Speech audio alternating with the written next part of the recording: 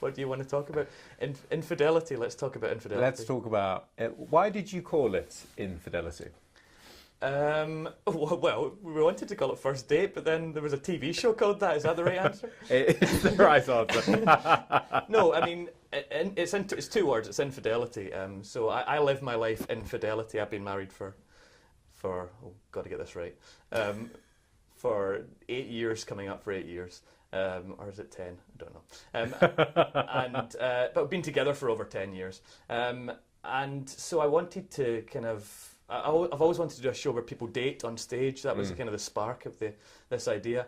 But then I realised, why am I making this show? Is it to do with something about talking about my own relationship and my own relationship with monogamy?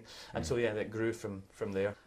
Well, I love the idea that you can either romanticize monogamy and call it like something loving that we do because we love the person, or you can say it's a Darwinian strategy. You know, it's an evolutionary trait that we just do it because it makes sense and we pass our genes on, and there's a mother and father to protect, or two parents to protect the kid, whereby if you're not living infidelity, you go and shag about, and then there's no one to protect your children. So it's kind of an evolutionary strategy, and that took me to Darwin. I mean, this is not Paddy McGowan's Big Cattle Market of Love, or whatever that show is called, and it's not let's get two people up on stage and make fun of them, and have a laugh at their expense and be derogatory about them. It's let's get two people up on stage and investigate the notion of love and monogamy and relationships in a safe environment. And help them to possibly find love with each other, or if they don't, that's fine as well. But leave that theatre with a new understanding of themselves in some way.